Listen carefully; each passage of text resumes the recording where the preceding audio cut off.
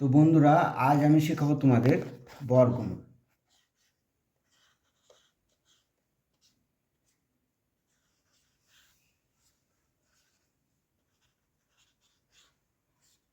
বর্গমূল নির্ণয়ের দুটো পদ্ধতি, তার মধ্যে একটা পদ্ধতি আমি এখন শেখাবো ভাগ প্রক্রিয়ার সাহায্যে।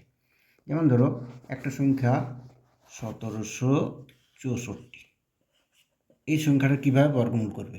এধারে একটা দাগ দিলে, এখানে জোড়া বেছে নিলে, এরপর এখানে কিন্তু ভাজক নেই, তাহলে তোমাকে ভাজকটাও নিজেকে নিতে হবে, আর ভাজক যত নিবে তাকে তত দ্বারাই গুণ করতে হবে।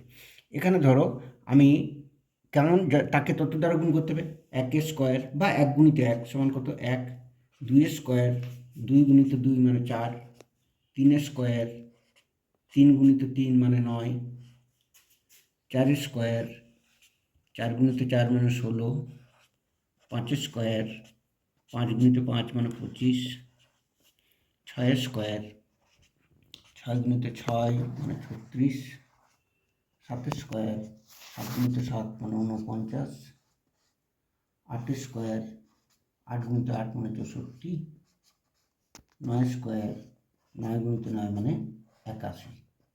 এখানে 1 থেকে 9 পর্যন্ত এই সংখ্যাগুলি খাওয়াতে হবে, আর তাকে তত দ্বারা গুণ করতে হবে। তাহলে 17-এর নিচে কত নামতে পারে না 16, তাহলে এখানে ভাজক নিব 4, 4কে 4 দ্বারা গুণ করে এখানে নামাবো 16, এরপর বিয়োগ করে 1, আর এই জোড়াটা নেমে যাবে। এরপর এধারে একটা থাকে, একে 2 দ্বারা গুণ করে এখানে লিখতে হবে, একটু দূরে লিখবে কারণ এখানে আর একটা সংখ্যা লিখতে হবে, তাই 4 দুগুণে 8। এরপর লাস্টে কত আছে এককের ঘরে 4, তার মানে তোমার নিশ্চিত হয়ে গেল যে হয় এখানে 2 খেতে পারে কিংবা 8 8 64, 4 2 দুগুণে 4। তাই লাস্টের এই সংখ্যাটা থেকে আমি বুঝলাম যে এখানে 2 কিংবা 8 খাবে।